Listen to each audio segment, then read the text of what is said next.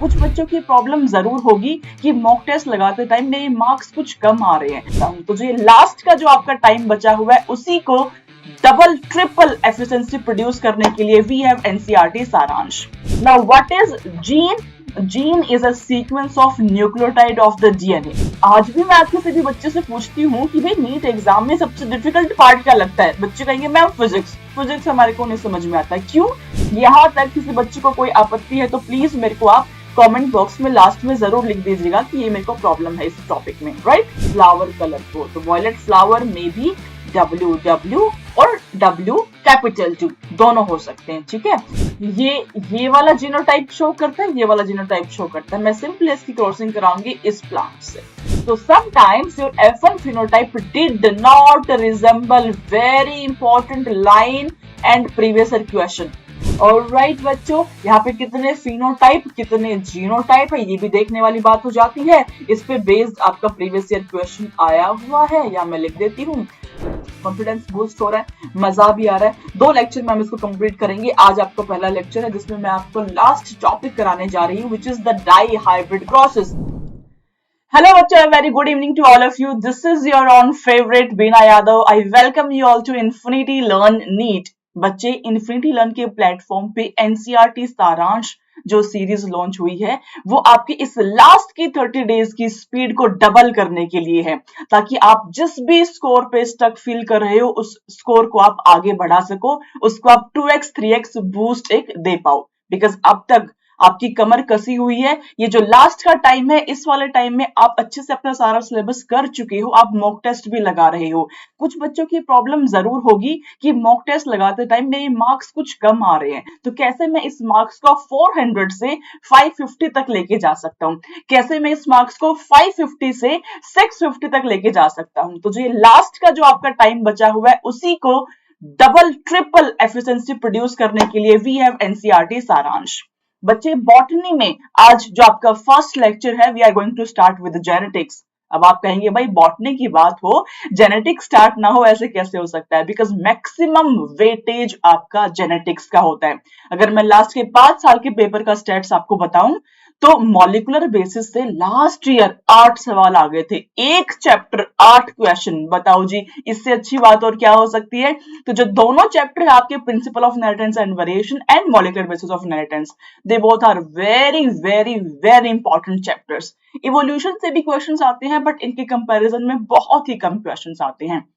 तो 12th में अगर आपने पहले ही जेनेटिक्स को लगा लिया, इससे मजे की बात और कुछ नहीं हो सकती, इससे अच्छी तैयारी आपकी और कुछ नहीं हो सकती है। तो हम स्टार्ट करेंगे बच्चे फर्स्ट चैप्टर से, which is principal of inheritance and variation. Right everyone? तो मेरी कक्षा में बैठते वक्त आपको सिर्फ और सिर्फ 2 चीजों की रिक्वायरमेंट है भाई। अपना एनसीईआरटी लेकर के बैठेंगे, पेन एंड पेपर लेकर के बैठेंगे। एनसीईआरटी का वर्ड टू वर्ड आपको समझ में आएगा इस लेक्चर के बाद में, प्लस जितने भी क्वेश्चंस पहले आए हुए हैं इस चैप्टर से वो भी मैं आपको साथ साथ करवाती हुई चलूंगी। So basically the strategy is कि आपको टॉपिक पढ़ाया जाएगा, उसके साथ में उसी टॉपिक का क्वेश्चन कराया जाएगा, ताकि आप चेक कर पाओ कि कितना आपको समझ में आया है। बिना पेन एंड पेपर के मत आना भाई, टाइम वेस्ट करोगे अपना। टाइम अगर इफेक्टिवली यूटिलाइज करना है तो पेन एंड पेपर लेकर के बैठना। जितने भी की पॉइंट्स है, जितने भी की आपको लगता है कि ये टॉपिक है बड़ा इंपॉर्टेंट समझ में आ गया, बस उसके की पॉइंट्स को आप नोट करते हुए चलो मेरे साथ में। So are you all ready to get started with genetics? Everyone in the comment box फटाफट से मेरे को कमेंट में बता दो कि आप सभी तैयार हो या तैयार नहीं हो। 2 चीजें साथ में लेकर के बैठे हो, 12th की NCERT and pen and paper. Yes और no in the chat box. हाँ जी, alright, now let's get started. भाई चैप्टर आपका principle of inheritance and variation आप देख पा रहे हो, मेंडल साहब है यहाँ पे पी प्लांट को लेकर के। अगर मैं प्रीवियस ईयर का बताऊं, आज से 7-8 साल पहले, तो इस चैप्टर पे बड़े ही न्यूमेरिकल बेस्ड क्वेश्चंस आते थे और बच्चों को बहुत डर लगता था। तो बच्चे बड़ा ही डिस्क्रिप्टिव वे में पूरे जेनेटिक्स की पढ़ाई कर लेते थे। 3-4 किताबें उठा लेंगे जी, प्रदीप्स भी उठा ली मैंने, एलिमेंट्री उठा ली मैंने, और भी जो XYZ मेरे को किताब समझ आती है सबसे मैंने जेनेटिक्स पढ़ना शुरू कर दिया, बिकॉज मैथमेटिकल क्वेश्चन आने वाला है। लेकिन अब सिनेरियो चेंज हो चुका है। बहुत ही तुच्छ से सवाल आते हैं इस चैप्टर से, इतने तुच्छ सवाल कि मैं आपको बताते हुए चलूंगी साथ में। मेंडल ने किस प्लांट पे एक्सपेरिमेंट कर दिया, मेंडल ने कितनी प्योर ब्रीडिंग वैरायटीज को ले लिया, 7 कॉन्ट्रास्टिंग ट्रेट पे आपका क्वेश्चन आ गया, मोनोहाइब्रिड क्रॉस पे आपका क्वेश्चन आ गया। तो इससे बेहतर मौका नहीं मिल सकता इतना अच्छा स्कोर करने के लिए। तो आपको सिर्फ मेरे साथ बने रहना है, पूरे चैप्टर को रिवाइज करना है। इसको हमने 2 पार्ट्स में डिवाइड किया है। आज हम फर्स्ट हाफ करेंगे, कल हम इसका सेकंड हाफ कंप्लीट करेंगे। तो चलिए जी स्टार्ट करते हैं without any further delay about principal of inheritance and variation.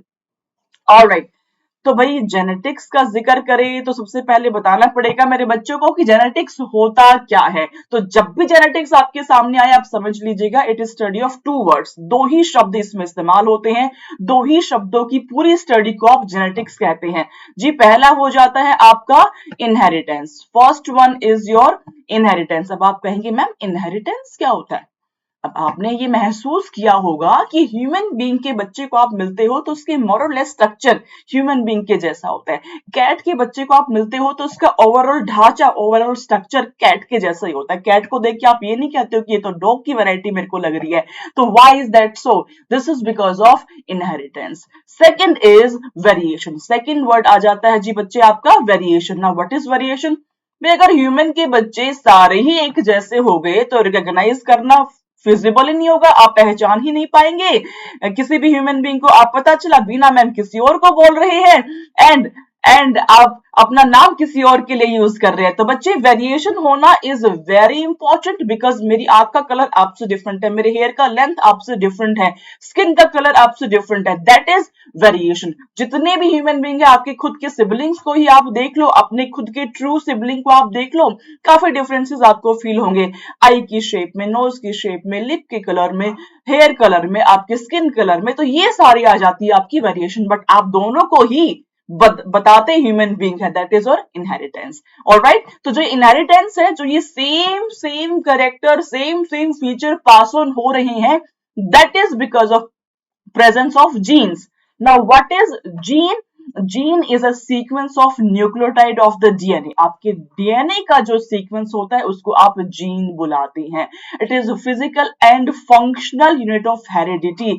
यही जीन की वजह से ही आप सब लोग एक जैसे दिख रहे हो, सारे ह्यूमन बीइंग एक टाइप के दिख रहे हैं, सारे कैट एक टाइप के दिख रहे हैं, right? Now what is heredity बच्चे?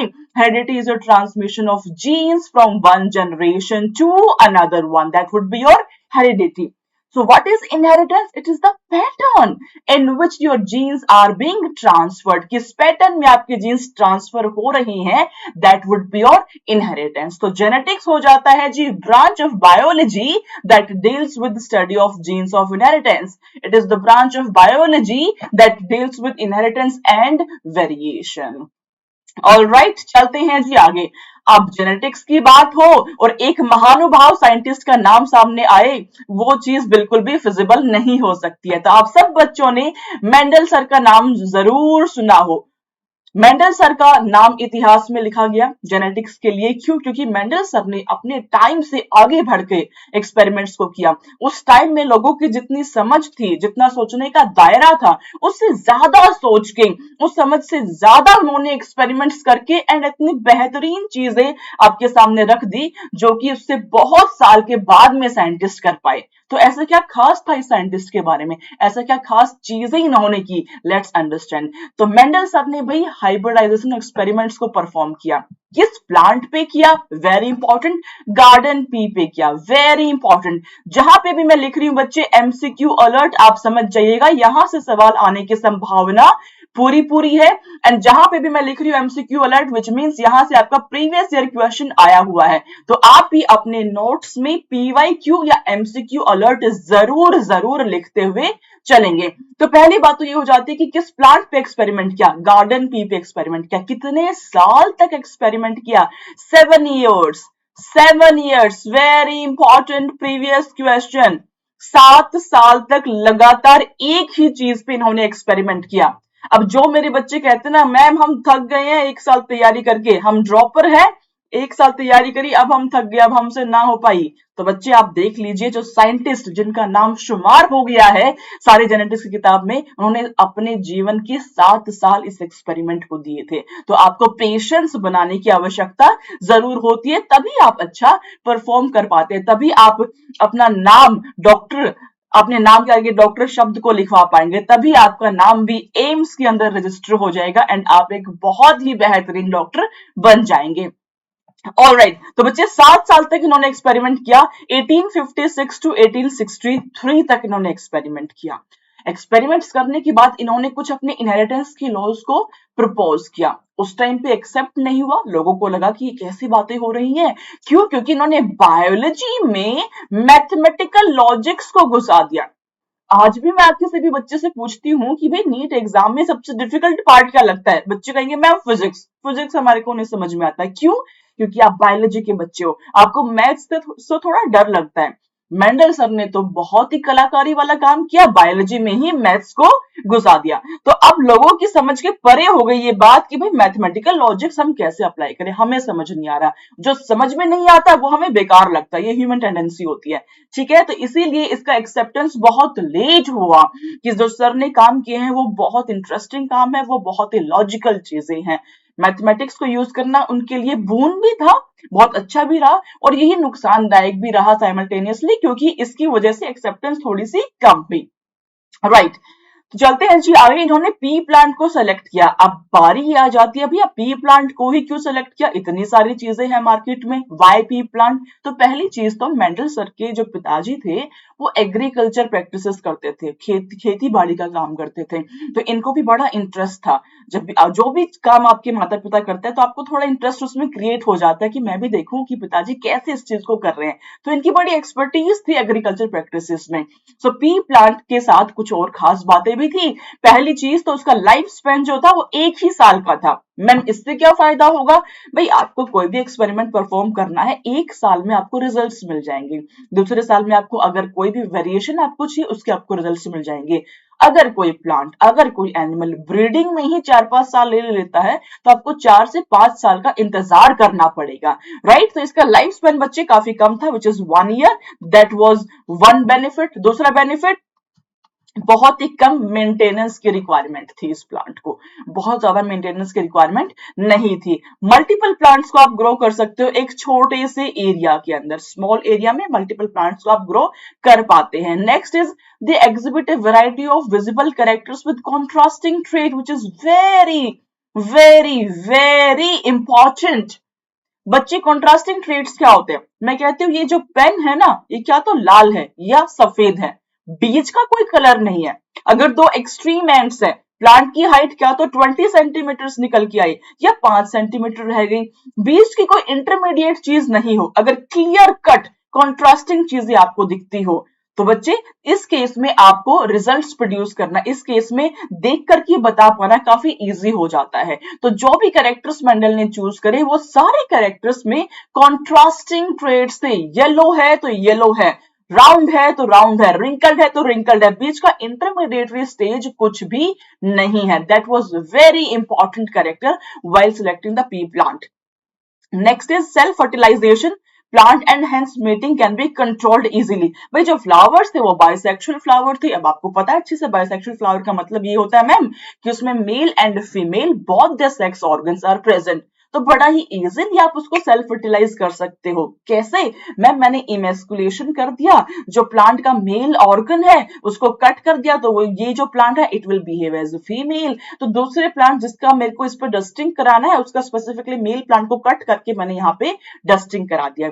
तो सेल्फ फर्टिलाइजेशन प्लांट इसमें नेचुरली होता है एंड इजीली आप इसमें क्रॉस पोलिनेशन भी करा सकते हो। तो ये सारे एडवांटेजेस थे आपके पी प्लांट को सिलेक्ट करने के, इसीलिए मेंडल साहब ने पी प्लांट को ही सिलेक्ट किया, बाकी सब चीजों को नजरअंदाज करते हुए। तो चलते हैं जी, देख लेते हैं नेक्स्ट पार्ट विच इज क्या क्या कैरेक्टर्स को मेंडल साहब ने चूज किया। तो बच्चे मैं यहां लिख रही हूं 2 लाइनें, दोनों ही लाइनें प्रीवियस ईयर क्वेश्चंस में आई हुई है।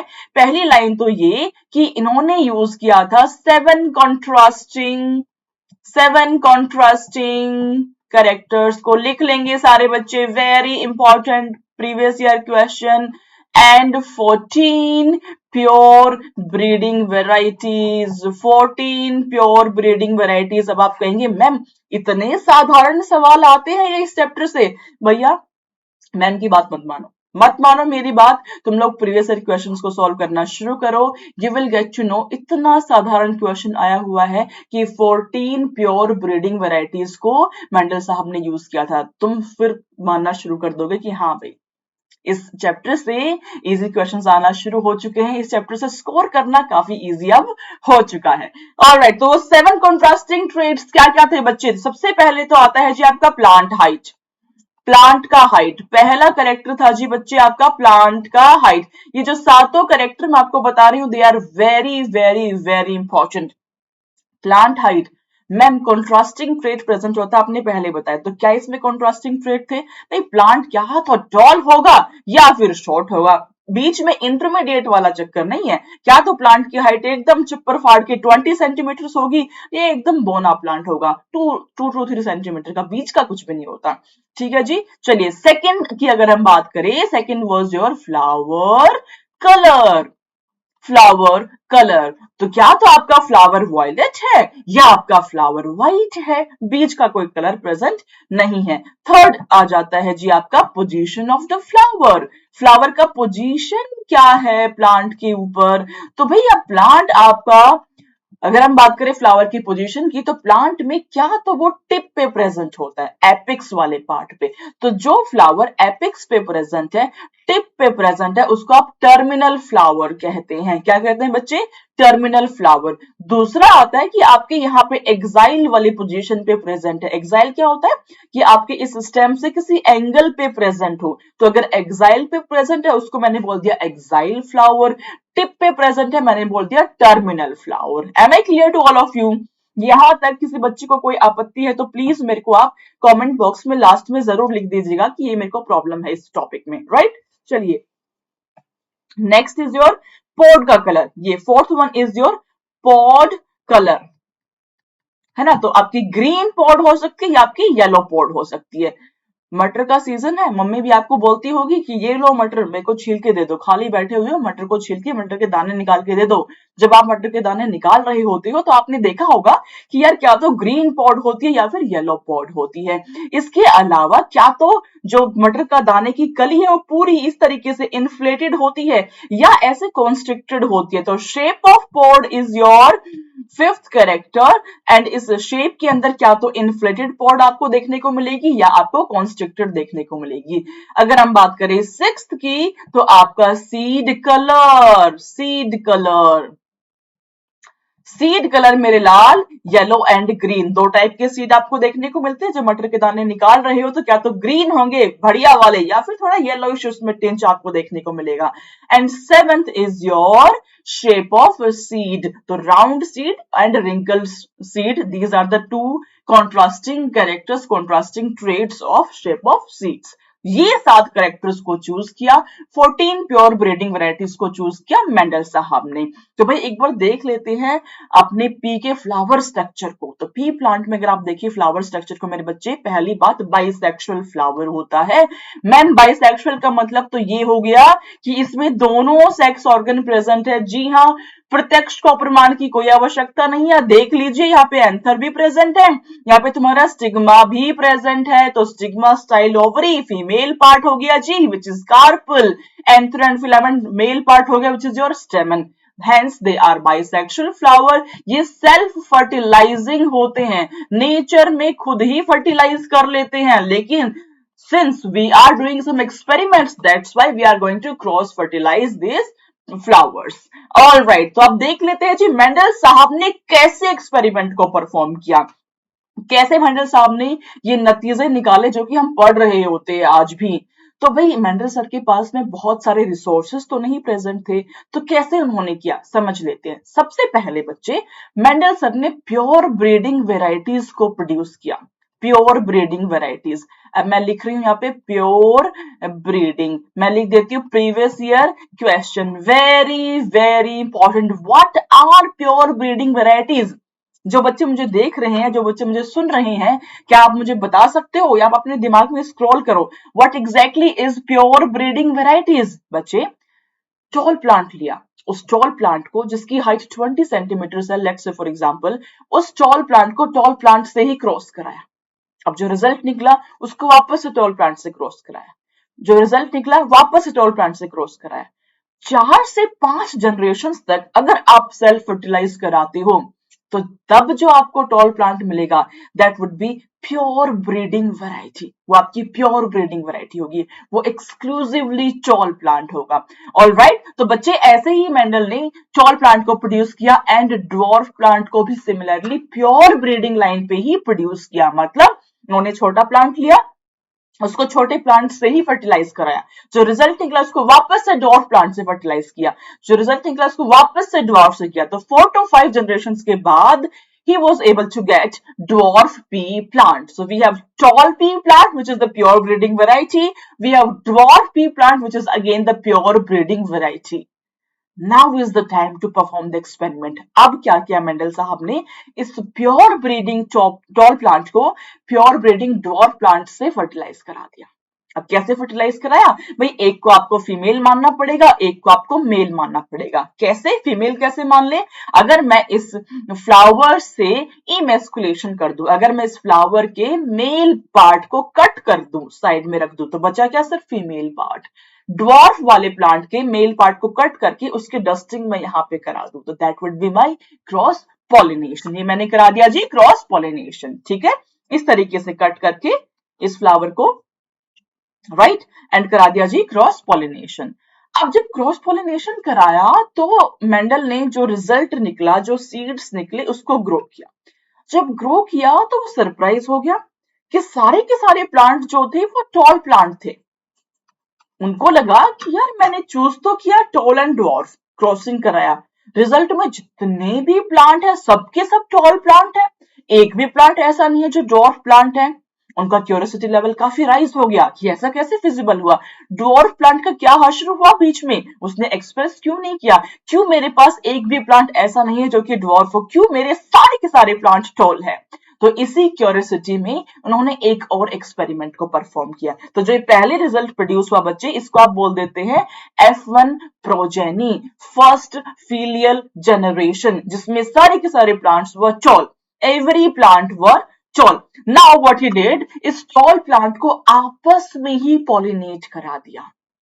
जब इन्होंने F1 वाले प्लांट को सेल्फ पॉलिनेट कराया, उससे जो सीड्स मिले उसको ग्रो किया, now he was able to see tall and dwarf both the plants. तो अब सेकंड वाले टाइम पे इसको टॉल भी देखने को मिला एंड ड्वार्फ प्लांट भी देखने को मिला, छोटा प्लांट भी देखने को मिला। इनको लगा भाई कुछ तो गड़बड़ है, दया पता लगाओ क्या गड़बड़ है कि पहली जनरेशन में ड्वार्फ प्लांट डिसअपियर हो गया, सेकंड जनरेशन में वो ड्वार्फ प्लांट रीअपियर हो गया। There is something which has been passed down, कोई तो डिस्क्रीट यूनिट है जो पास डाउन हुआ एज इट इज, तभी तो F2 के अंदर ड्वार्फ प्लांट ने अपने आप को एक्सप्रेस किया है। तो वो समथिंग क्या है, उसको इन्होंने फैक्टर का नाम दिया कि factor are the discrete units which has been stably pass down from generation to generation. समझते हैं फैक्टर के बारे में थोड़ा और डिटेल में, एंड इस क्रॉस के बारे में भी हम थोड़ा डिटेल में समझते हैं। राइट बच्चों, इससे पहले क्वेश्चन टाइम, क्वेश्चन टाइम ऐसे नहीं छोड़ने वाली हूं मैं आपको, ऐसे नहीं छोड़ने वाली हूं, समझा करके अच्छे से आपके ज्ञान चक्षु में, आपके मस्तिष्क में बिठा करके मुझे भेजना है इस क्लास के बाद। That is my first priority. मेरी क्लास का यही फंडा रहता है भाई, क्लास में समझ करके ऐसा जाना है कि आपके दिमाग में बैठ जाए सारी चीज, दोबारा कुछ किताब कॉपी उठाने की जरूरत ना पड़े, सिर्फ और सिर्फ बिना मैम के वर्ड्स आपको याद आ रहे हो। हाँ जी, तो इस क्वेश्चन को सोल्व करेंगे मेरे सारे बच्चे। मैं आप बच्चों को दे रही हूँ 30 seconds to solve this particular question. How many pair of contrasting traits were studied by Mendelssohn in pea plant? You have 30 seconds to solve this. Pair of contrasting trait. थोड़ा फोकस कर दिया मैंने, pairs of contrasting trait. All right, 30 seconds are over. I'm pretty sure आप सारे बच्चों ने solve कर लिया होगा इस क्वेश्चन को। Excuse me. It is your 7 contrasting traits. सातों ट्रेड्स को आपको एक्सप्लेन भी किया है मैंने, कॉन्ट्रास्टिंग ट्रेड्स भी आपको बताए हैं। तो there were 7 contrasting traits which were studied by Mendelson. Previous year question, it is very important question. Alright जी, चलते हैं आगे। नाउ अब जो एक्सपेरिमेंट किया मेंडल सर ने कि पहली जनरेशन में एक्सपीरियंस किया कि भाई सारे के सारे प्लांट्स टॉल है, दूसरी बार देखा कि कुछ प्लांट्स टॉल कुछ प्लांट ड्वार्फ भी है, तो मेंडल साहब ने कुछ अपनी अंडरस्टैंडिंग बनाई एंड उसके हिसाब से कुछ प्रोपोजिशंस को उन्होंने लिख करके दिया कि भाई मेरे ख्याल से there are 2 traits for each character, हर कैरेक्टर के 2 ट्रेड्स होते हैं। उन्होंने कहा each one of these trait is represented by the factor. आज के टाइम पे आप जीन वर्ड को यूज करते हैं, मेंडल साहब ने इस जीन को फैक्टर शब्द इस्तेमाल कर लिया था कि there are certain discrete units which are present into the plant, into the every character. जो वो डिस्क्रीट यूनिट्स है यही आगे चल करके अपने आप को एक्सप्रेस कर रही हैं एंड उसको इन्होंने बोल दिया जी फैक्टर्स। ठीक है, नाउ मजे की बात यह है कि each progeny receives 1 factor from each parent, हर एक पेरेंट से एक फैक्टर को रिसीव कर रहा है एंड इस फैक्टर ये फैक्टर भी एग्जिस्ट करता है एलील्स की फॉर्म में। So genes which code for a pair of contrasting trait are alleles. तो ये कुछ इन्होंने अपनी अंडरस्टैंडिंग के लेवल से बताया कि भैया फैक्टर्स प्रेजेंट है, फैक्टर जो है वो पेयर में प्रेजेंट होते हैं एंड हर एक पेयर को आप एलील का नाम दे देते हैं। चलिए जी आगे बढ़ जाते हैं। आगे बढ़ते हैं फिर हम देखते हैं कि कुछ टर्म्स जो मेंडल सर ने एक्सप्लेन किए, कुछ टर्म्स जो आपकी अंडरस्टैंडिंग को डबल कर देंगे जेनेटिक्स की, उसके बारे में हम बात करते हैं। फिर मैं आपको समझाऊंगी मोनोहाइब्रिड क्रॉस के बारे में डिटेल में। व्हाट इज मोनोहाइब्रिड क्रॉस, क्या होता है, कैसे किया गया, क्या रेशियोज थे। ऑलराइट, पहली चीज हमें समझ में आ गया कि फैक्टर्स ही हैं जो कि पास डाउन होते हैं विदाउट एनी ब्लेंडिंग, कोई मिक्सिंग नहीं है, कोई ब्लेंडिंग नहीं है, factors are being pass down. Now factors are represented by alleles जो कि 2 डिफरेंट फॉर्म्स है ऑफ अ सेम जीन। जो 2 एलील है जो डिफरेंट फॉर्म है सेम जीन की, अगर किसी ट्रेट में, अगर किसी कैरेक्टर में दोनों एलील सिमिलर प्रेजेंट है उसको मैं कहती हूं होमोजाइगस। क्या कहा जी, होमोजाइगस। भैया होमो का मतलब ही तो सिमिलर होता है, होमो का मतलब ही सिमिलर है, मैंने इसको बोल दिया जी होमोजाइगस।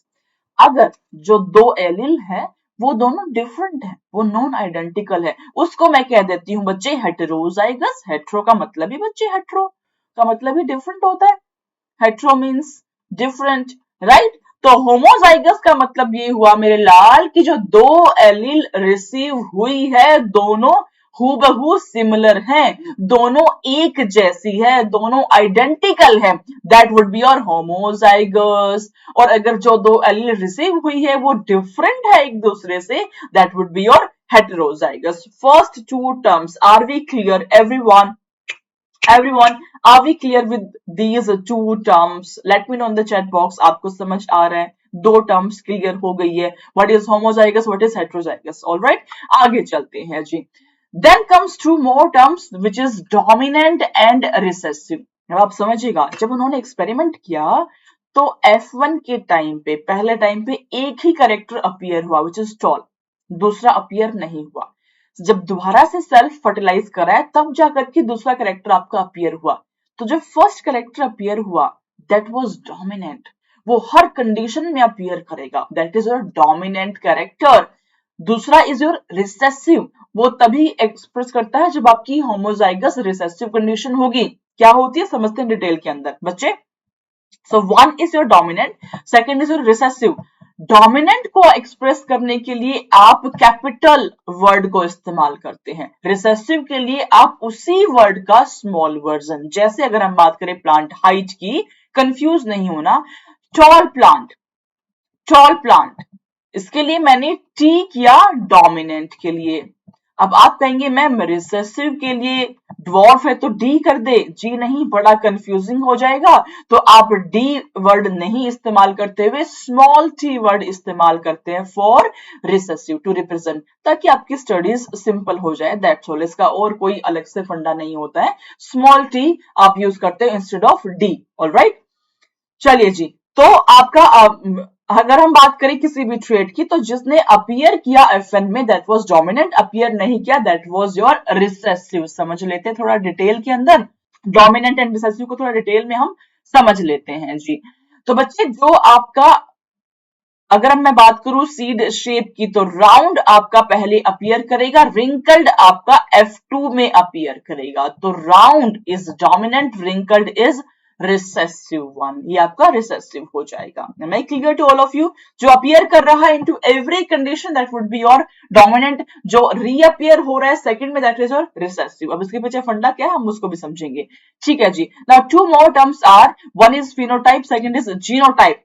What is phenotype? जो बाहरी तौर से आप देख पा रहे हो, जो एक्सटर्नल फीचर्स आप देख पा रहे हो, दैट इज योर फिनोटाइप, जो आप ऑब्जर्व कर सकते हैं बाहर से। बट जो बाहर से आप ऑब्जर्व कर रहे हैं उसके पीछे कुछ ना कुछ जेनेटिक कॉन्स्टिट्यूशन इन्वॉल्व है, कुछ ना कुछ जेनेटिक मेकअप इन्वॉल्व है, उसको आप कहते हैं जी जीनोटाइप। जो बाहर से दिख रहा है phenotype, जो अंदर में एक्चुअली जीन्स इन्वॉल्व है, that would be your genotype. These are two more terms. So are we clear with phenotype and genotype, these two more terms?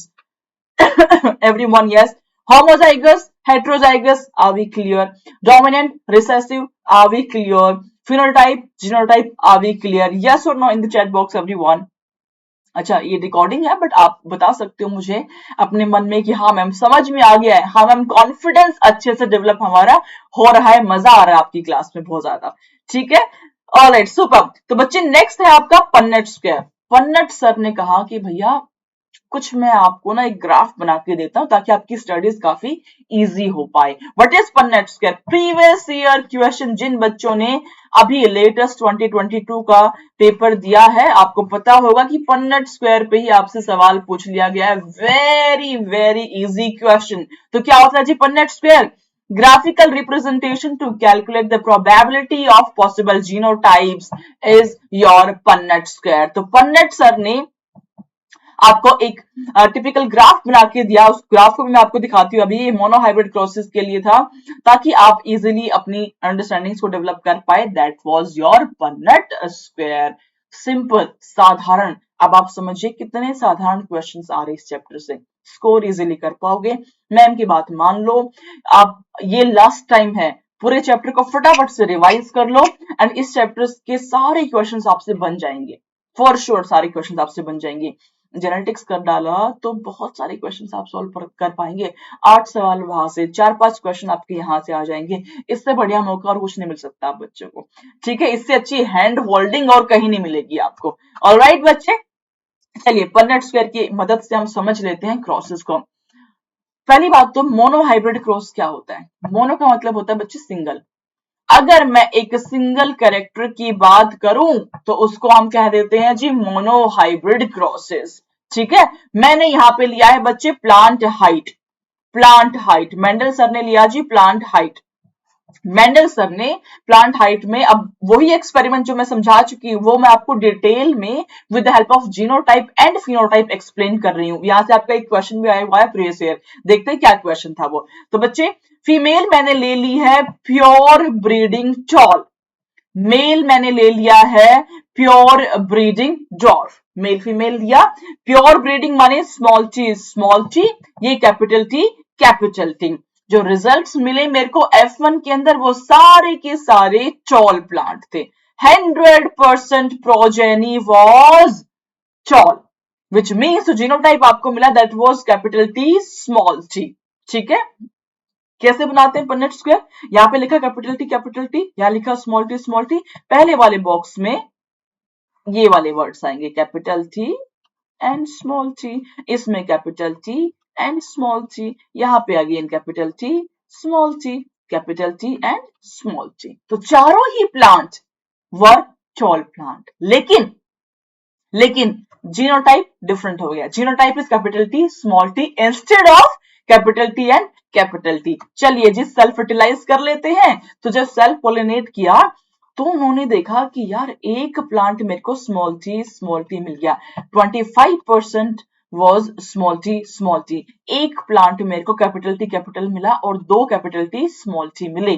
तो अगर मैं बात करूं इसके जीनोटिपिक रेशियो की, विच is the actual genetic makeup, 25% माने 1/4 आपके कैपिटल टी कैरी कर रहे थे, 2/4 आपके capital T small T carry कर रहे थे 1/4 आपका स्मॉल टी कैरी कर रहा था। तो अगर रेशो की बात करी जाए तो 1 out of 4 capital T, 2 out of 4 capital T, 1 out of 4 small T.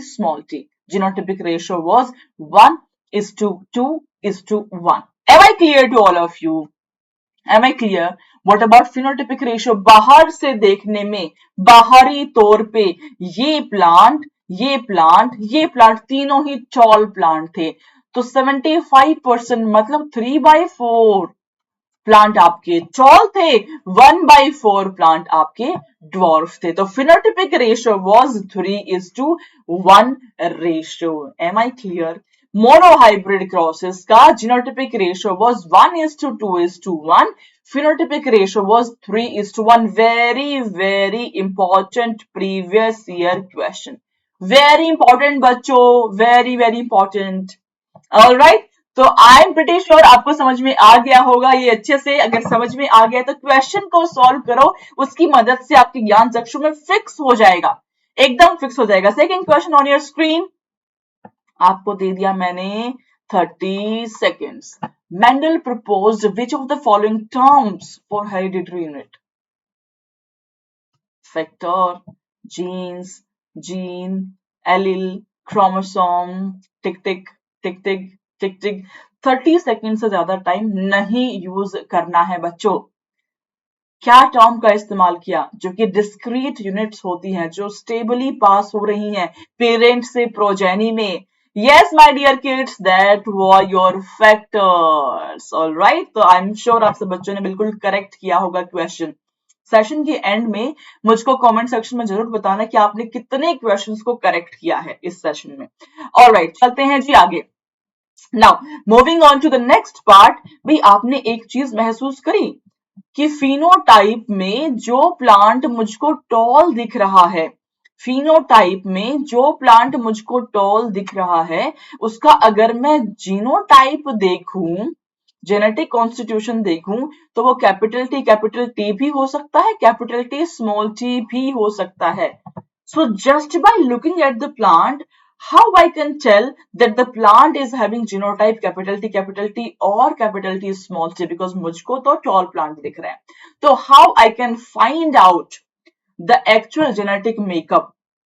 Let's understand. That is called as a test cross. So it is a cross performed to determine whether offspring is homozygous or heterozygous. कैसे पता लगाते हैं जी कि homozygous है कि heterozygous है?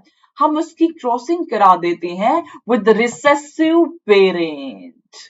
जो भी प्लांट है, whether it is capital T or capital T small t, we will cross it with its recessive parent. उससे क्या होगा देख लेते हैं अभी उससे क्या होता है जी। The dominant character expressing progeny is crossed with plant that is homozygous recessive for the same character. So test cross के results देखते हैं।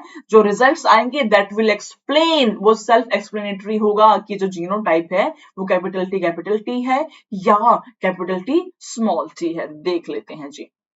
हमने यहाँ पे लिया है बच्चे फ्लावर कलर को, ठीक है, फ्लावर कलर को। तो वॉयलेट फ्लावर में भी W और W कैपिटल T दोनों हो सकते हैं, ठीक है। तो मान लीजिए मेरा जो ये फ्लावर मैंने लिया है ये होमोजाइगस डोमिनेंट है ना। तो अगर ये कैपिटल W है तो मेरे को टेस्ट क्रॉस कराना है, which is crossing of this particular plant with its homozygous recessive form which is small w।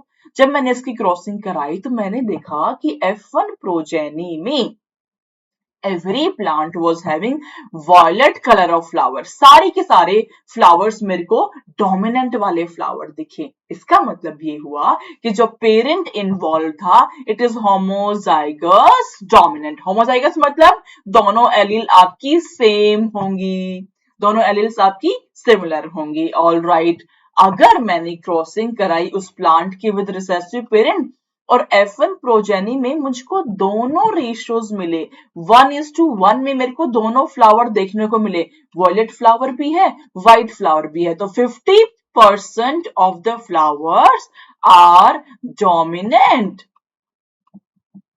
and rest 50% are recessive. अगर ये चीज देखने को मिलती है, मतलब मेरे को 1:1 रेशियो मिला, इसका मतलब ये हुआ कि जो पेरेंट इन्वॉल्व था दैट वाज हेटेरोजाइगस डोमिनेंट, मतलब capital W small w। Alright बच्चे, कैपिटल W स्मॉल w। सो टेस्ट क्रॉस किस किस बच्चे को समझ आ गया? टेस्ट क्रॉस मैं समराइज कर देती हूँ। Test cross is a cross which is done to find out the genotype of the parent। जो जीनोटाइप है whether it is homozygous or it is heterozygous, इसको पता लगाने के लिए हम करते हैं जी टेस्ट क्रॉस। कैसे करते हैं? टेस्ट क्रॉस में हम उस प्लांट की क्रॉसिंग करा देते हैं with its homozygous recessive form। अगर मैं आपको टॉलनेस से एक्सप्लेन करूं तो बच्चे कैपिटल टी की क्रॉसिंग करा दी हमने स्मॉल टी से। तो अगर तो सारे प्लांट F1 प्रोजेनी में टॉल अपीयर हुए, इसका मतलब ये हुआ कि जो ये पेरेंट है इट इज होमोजाइगस। और अगर सारे प्लांट जो है वो 50-50 रेशियो में मिल रहे हैं, 1:1 रेशियो बना रही हैं, इसका मतलब ये हुआ कि parent is in its heterozygous form. Am I clear और am I clear to all of you?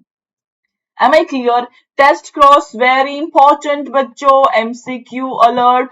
यहां से प्रीवियस ईयर क्वेश्चंस आए हुए हैं, आगे भी आने की पूरी पूरी संभावना है। दो ही लाइन से सवाल आता है आपका। पहली चीज व्हाट इज टेस्ट क्रॉस, मतलब it is done in order to find out the genotype of the parent. पहली लाइन ये आपको पता होनी चाहिए। दूसरी लाइन आपको पता होनी चाहिए कि we cross the parent with its homozygous recessive form, that is my test cross। Alright बच्चों, कर पाएंगे? कॉन्फिडेंस आ रहा है तो चलो एक सवाल करके दिखाओ ताकि मुझे भी कॉन्फिडेंस आए। मैं दे रही हूं आपको 30 seconds to solve this question. 30 seconds everyone, do it, come on. हाँ जी, हो पा रहा है सवाल बच्चों? Question is 1:1 phenotypic ratio is obtained in the progeny when fill the blanks for the character considered in the cross। देख लेते हैं जी। पहला ऑप्शन आपका both the parents carry dissimilar allele, one parent carries both the dominant allele and the other carries the recessive, one parent carries both the dominant allele and the other carries dissimilar, one parent carries both the recessive allele and the other parent carries dissimilar। Typical case of a test cross, your one parent will be having both the recessive allele and the other is carrying dissimilar alleles। भाई बहुत simple सा साधारण सी बात है। ये जो plant है मेरे पास, ये वाला जीनोटाइप शो करता है, ये वाला जीनोटाइप शो करता है। मैं सिंपली इसकी क्रॉसिंग कराऊंगी इस प्लांट से। जब मैंने क्रॉसिंग कराया तो अगर रिजल्ट में मुझको सारे प्लांट टॉल मिले, which means the parent was having this genotype। और अगर मुझे प्लांट्स में 1:1 रेशियो देखने को मिला, which means my parent was having this genotype। as simple as that। alright, चलिए जी आगे मूव करते हैं। Next question everyone on your screen, 30 seconds में आपको दे रही हूं, solve this question. 30 seconds, done। The allele which gets expressed in both homozygous and heterozygous condition, उस allele को आप क्या कहते हैं? भाई मैम ने हमें समझाया था जो एलील होती हैं वो क्या तो डोमिनेंट हो सकती हैं या फिर रिसेसिव हो सकती है। बात हुई थी ये, ठीक है जी।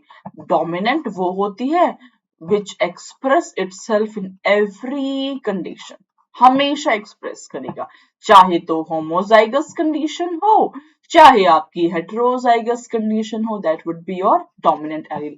रिसेसिव एलील आपका हमेशा अपने आप को सिर्फ और सिर्फ होमोजाइगस में ही एक्सप्रेस करेगा। स्मॉल टी होमोजाइगस कंडीशन है, कैपिटल टी होमोजाइगस है, capital T small T heterozygous है। तो डोमिनेंट जो अपने आप को हमेशा एक्सप्रेस करेगा, कुछ भी हो जाए एक्सप्रेस करना है उसने। रिसेसिव दबा कुचला सा हमेशा एक्सप्रेस नहीं कर पाएगा, जब अपने आसपास के दोस्त होते हैं तो तभी एक्सप्रेस करेगा। भाई दो टाइप के लोग होते हैं ना, एक ऐसे लोग किसी के बीच में चले जाएं बट चप चप चप चप चप चप बोलते रहते हैं, मतलब अपने आप को एक्सप्रेस करते रहते हैं, एक्सट्रोवर्ट होते हैं, वो आपके डोमिनेंट हो गए।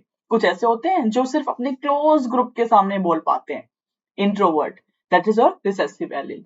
ऑलराइट, तो क्वेश्चन का आंसर हो गया जी आपका, it is your dominant allele. Clear हो गया जी, चलते हैं आगे। One more question, previous year question, test cross is very important बच्चों, फिर से बता रही हूँ, 4 नंबर लेकर के जाने का सुनहरा मौका है। ये जो 2 मिनट जो मैम ने लास्ट में एक्सप्लेन किया है उसको समझ लो अच्छे से, 4 नंबर तुम्हारे मुट्ठी में हो जाएंगे।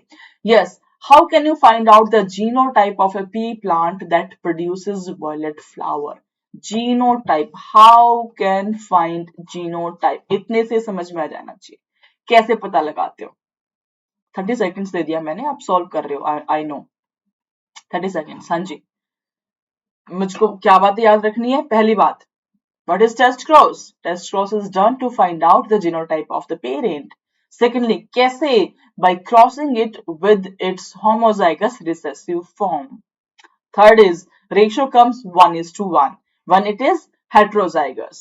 Right everyone? चलिए, I think आपको आंसर मिल चुका है। By crossing it with a plant showing recessive phenotype for flower color. Excuse me. Done? तो अब तो कर पाओगे, अब कर पाओगे, मुझे बता दो, थोड़ा कॉन्फिडेंस आ रहा है ना? मैं सुन लूंगी आपकी बातें, रिकॉर्डिंग है पर फिर भी मैं सुन लूंगी आपकी बातें। कॉन्फिडेंस आ रहा है, समझ आ रही हैं चीजें, सवाल लगा पाओगे, यस और नो लिखते हुए चलना। कमेंट सेक्शन में अपना प्यार बरसा देना, सेशन के एंड में जो कमेंट्स आते हैं उसमें अपना प्यार बरसा देना कि मैम मजा आ गया। हम पक्का से इस चैप्टर के 4 से 5 सवाल जो होंगे उसको मुट्ठी में करेंगे, हम अपने 20-24 नंबर को यहां से लेकर के जाएंगे पक्का से। यस बच्चों, चलिए आगे चलते हैं। भाई मेंडल साहब ने इतनी स्टडी करने की बाद उन्हें ये महसूस हुआ कि मुझे इसको पब्लिश करना चाहिए ताकि बाकी लोग भी इस स्टडी का लुत्फ उठा पाए, फायदा उठा पाए। तो उन्होंने लॉज ऑफ इनहेरिटेंस देना शुरू किया। तो जो मोनोहाइब्रिड क्रॉस किया, मतलब एक सिंगल ट्रेट को लेकर के जो क्रॉसेस करे, उसके बेस पे इन्होंने लॉज ऑफ इनहेरिटेंस दिए। 2 लॉ दिए, पहला दिया जी लॉ ऑफ डोमिनेंस, दूसरा दिया जी law of segregation. What was law of dominance? ये कहता है कि जो कैरेक्टर्स है they are controlled by discrete units which are called as factors. मैंने बताया, इन्होंने जीन वर्ड को यूज नहीं किया, इन्होंने कहा फैक्टर्स है। फैक्टर्स स्टेबली पास ऑन हो रहे हैं फ्रॉम पेरेंट टू प्रोजेनी। पहली लाइन उन्होंने कहा कि कैरेक्टर्स जो कंट्रोल होते हैं दैट इज थ्रू फैक्टर।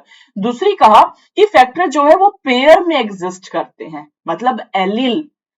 ठीक है, जो 2 डिफरेंट फॉर्म है फैक्टर्स के उसको आप एलील्स कहते हैं। तो फैक्टर अकर्स इन पेयर।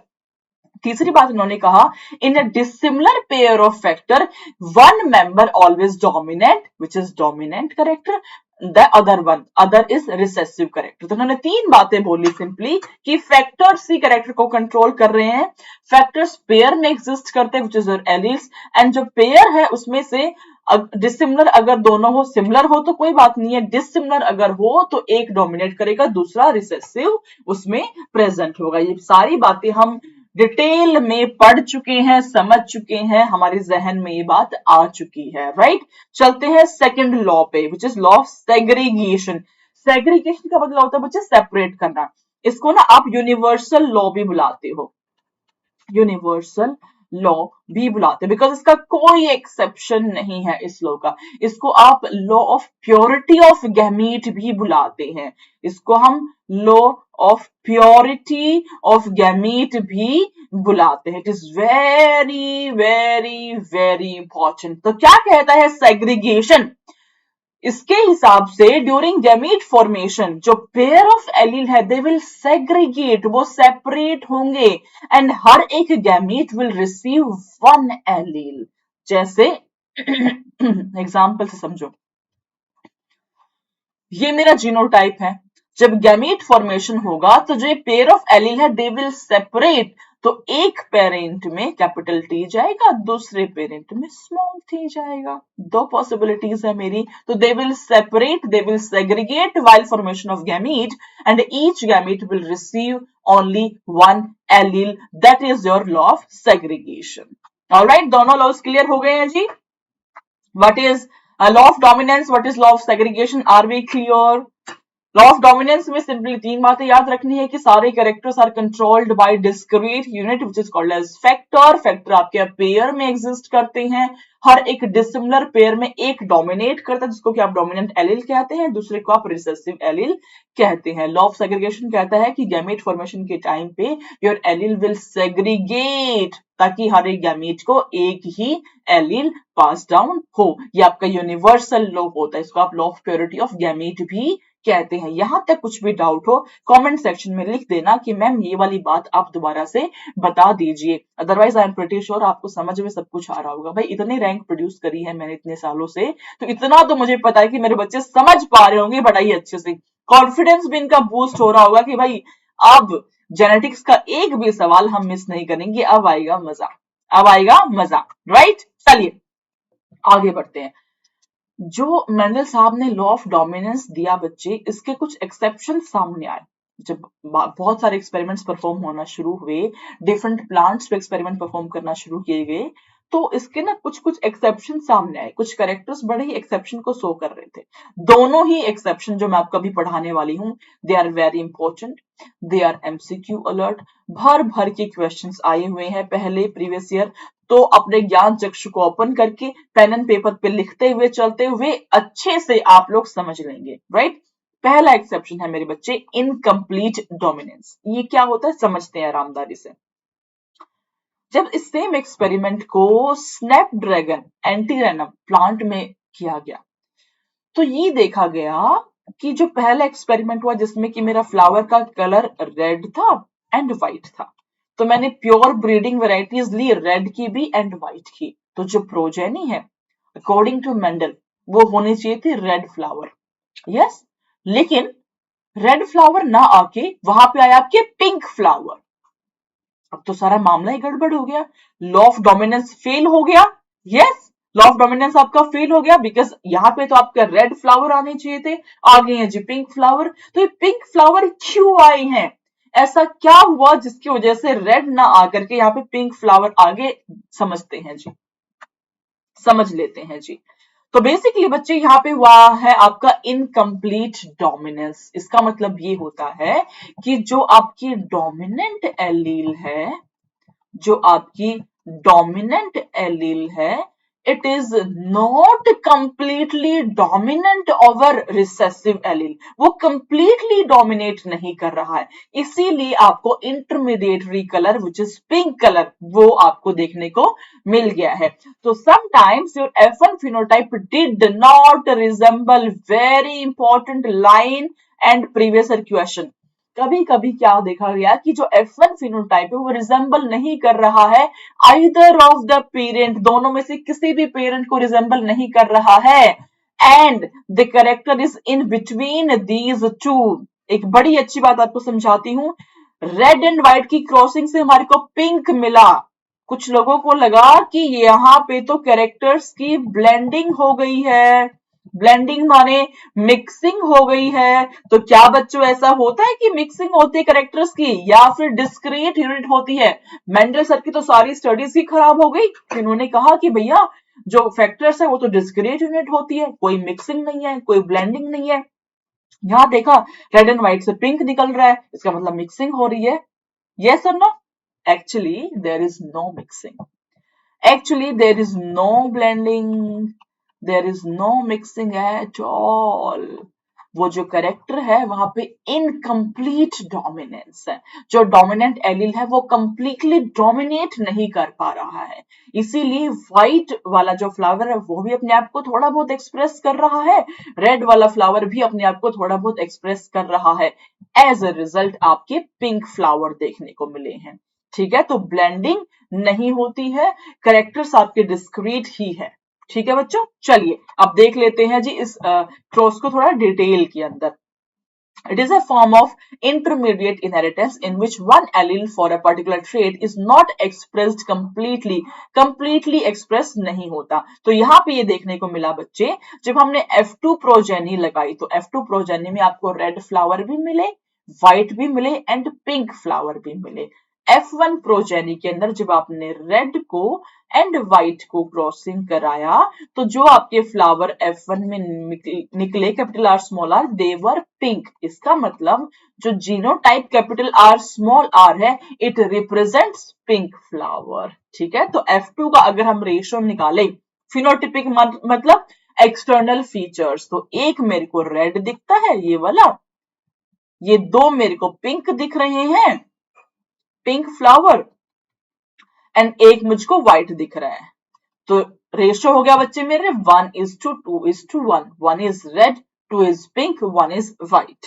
अगर हम जीनोटिपिक रेशियो की बात करें तो एक हो गया कैपिटल आर, दो हो गए कैपिटल आर स्मॉल आर, एक हो गया small are.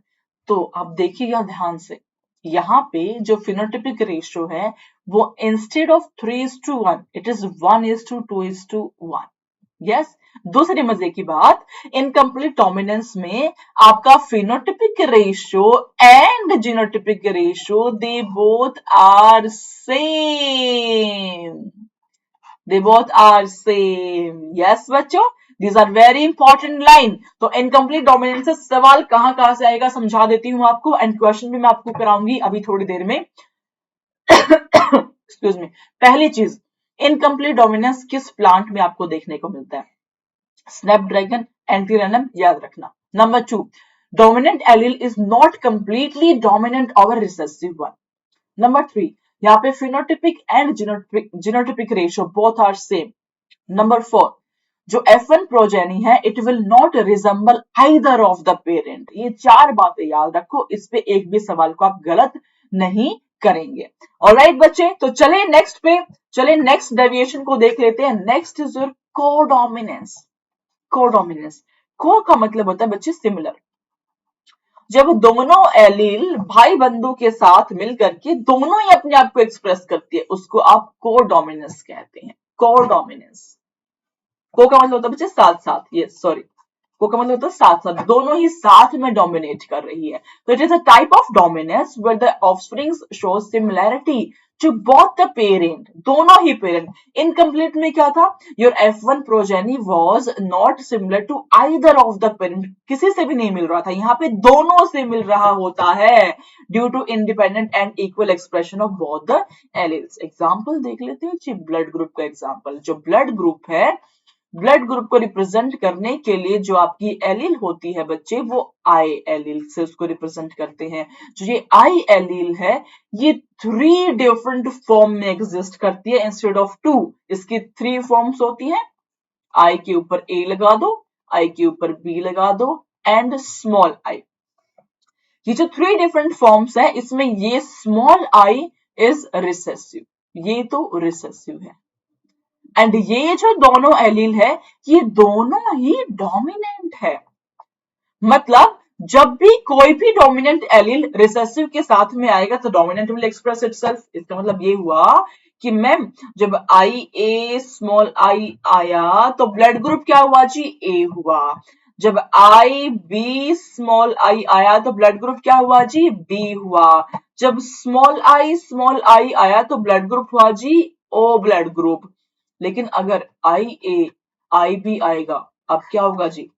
I A I B दोनों में लड़ाई हो गई है, मैं डोमिनेंट मैं डोमिनेंट मैं डोमिनेंट मैं डोमिनेंट।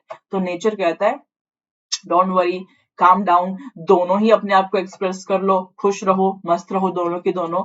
तो this will give rise to A B blood group, they both will express itself, दोनों ही अपने कैरेक्टर को शो करेंगी। ऑलराइट बच्चे, तो दोनों ही कंप्लीटली डोमिनेंट होती है ओवर स्मॉल आई। जब दोनों एक साथ में आएंगी तो दोनों ही अपने आप को एक्सप्रेस करेंगी, राइट? तो देख लेते हैं जी, दैट्स व्हाई आप इसको कोडोमिनेंस कहते हैं। When they are present together, they both will express their own type of sugar. This is because of codominance. So RBCs are having A and B type of sugar.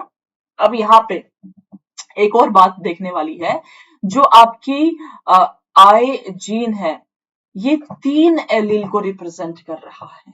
अब तक हमने जो भी पढ़ा वो 2 एलील को रिप्रेजेंट कर रहे थे, तो क्या मैं इसको मल्टीपल एलील का एग्जाम्पल कहती हूँ?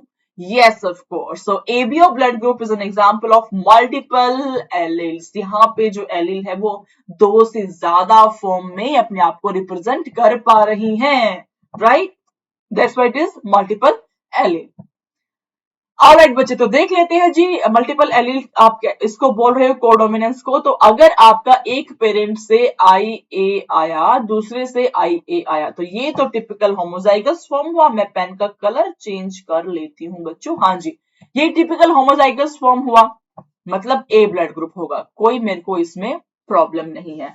अगर यहां से IA आया, यहां से IB आया, ये आपके दोनों ही एक्सप्रेस करेंगी allele and AB blood group को शो करेंगी, मतलब यहाँ पे कोडोमिनेंस आपको देखने को मिल गया है। थर्ड केस है IA के साथ में स्मॉल I, ये रिसेसिव है, ये डोमिनेंट है, which means dominant will express itself. Condition आपकी हेट्रोजाइगस हो गई है एंड ब्लड ग्रुप आपका A होगा, डोमिनेंट रिसेसिव आपको यहाँ पे देखने को मिल गया है। Next is IB and IA, again IA IB both will express, AB blood group will be there and dominance is codominance।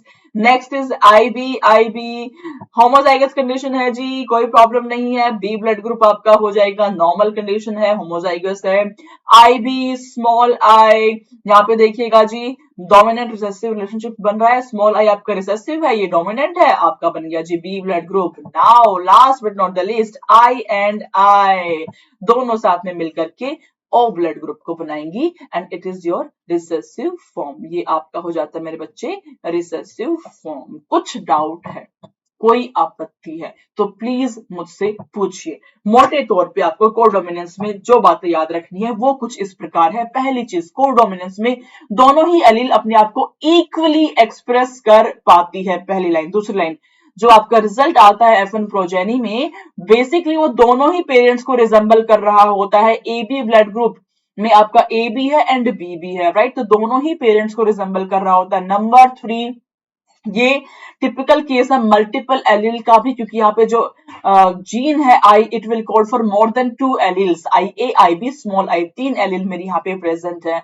Alright बच्चों, यहाँ पे कितने फिनोटाइप कितने जीनोटाइप है ये भी देखने वाली बात हो जाती है। इस पे बेस्ड आपका प्रीवियस ईयर क्वेश्चन आया हुआ है, या मैं लिख देती हूँ A blood group 1, A blood group 2, ठीक है, B ब्लड ग्रुप आपका यहाँ पे 1, B ब्लड ग्रुप आपका 2, AB 1, AB 2, ठीक है बच्चों जी। तो ये देख लीजिए जी, आपका A B A B O, A B A B O, ये 4 ही फिनोटाइप है, लिख दो यहाँ पे 4 ही फिनोटाइप है, लेकिन इस 4 फिनोटाइप के कॉरस्पॉन्डेंस में जीनोटाइप 1 2 3 4 5 6 7, ये सारे आपके जीनोटाइप है।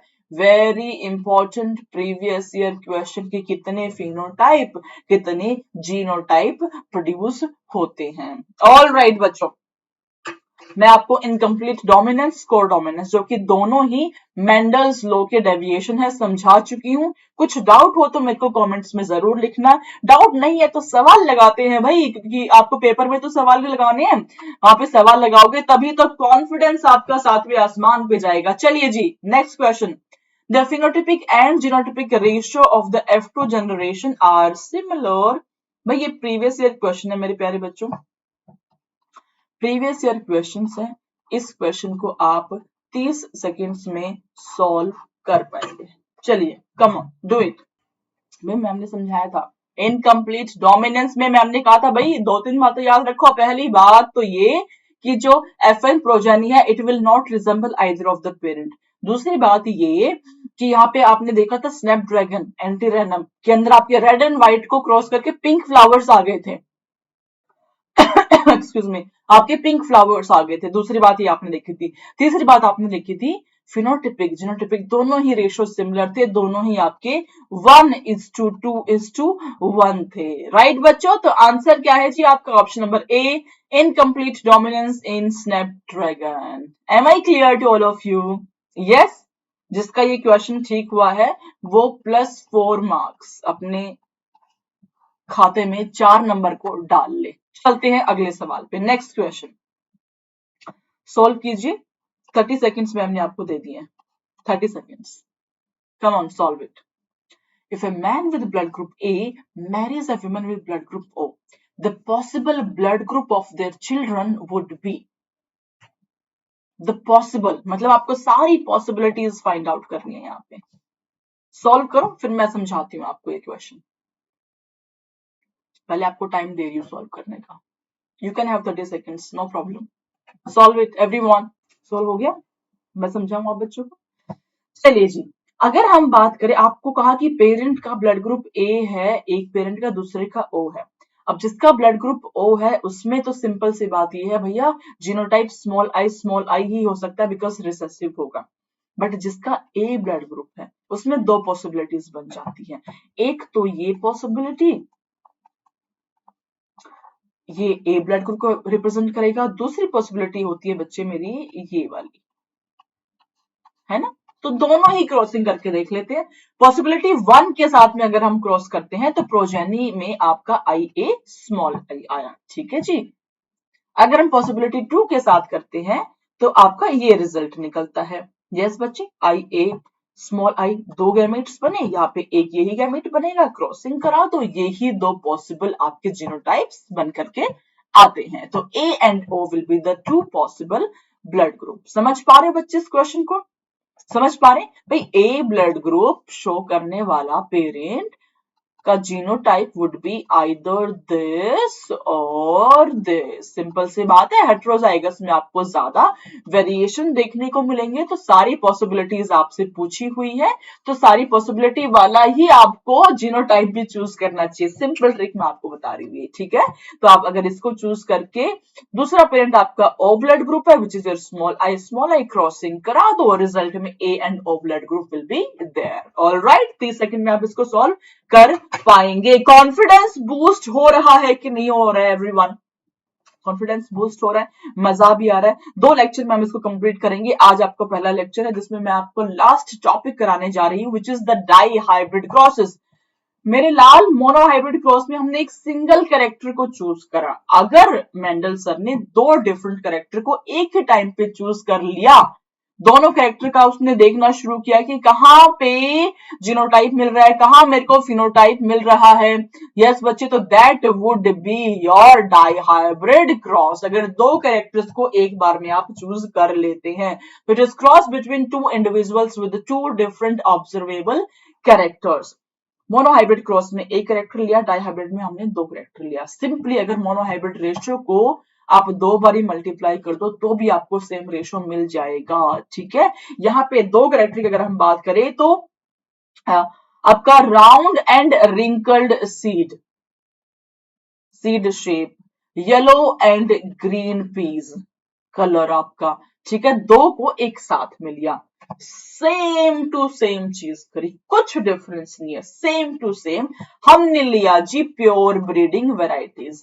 प्योर ब्रीडिंग वैरायटी क्या होती है मेरे बच्चों को अच्छे से पता है, मैं समझा चुकी हूं मेरे बच्चों को प्योर ब्रीडिंग वैरायटीज क्या होती है, कैसे प्रोड्यूस होती है, ये भी आपको पता है। 4 से 5 जनरेशन तक उस सेम को आप सेल्फ फर्टिलाइज करते रहो and you will be able to get pure breeding varieties, ठीक है जी। तो ये आपका pure breeding for round and yellow, this is pure breeding for your wrinkled and green. जो प्रोजेनी आई F1 में ऑब्वियसली उसका डोमिनेंट ही कैरेक्टर होगा, तो यहाँ पे राउंड एंड येलो सीड्स देखने को मिले, दोनों ही डोमिनेंट आपके कैरेक्टर थे। अब बारी आती है इस F1 को सेल्फ फर्टिलाइज करने की। देखो कितना अच्छे से ये आपके सीड्स डांस कर रहे हैं ना, ये राउंड है, येलो है, ये डायग्राम इटसेल्फ सेल्फ एक्सप्लेनेटरी है, ये रिंकल्ड है, ग्रीन है, ये राउंड एंड येलो ही आपके प्रोड्यूस हुए सारे के सारे।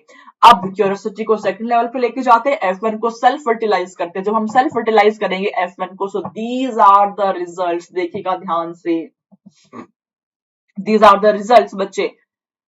कैपिटल वाई कैपिटल आर मेरे को देखने को मिला, capital Y R small R मेरे को देखने को मिला। भाई सिंपल सा फंडा ये है, F2 जनरेशन में मेरे पास था R capital R capital Y small I, इसकी मैंने क्रॉसिंग कराई है capital R capital Y small Y से। अब पॉसिबिलिटीज क्या बनती है आप ये देख लीजिएगा।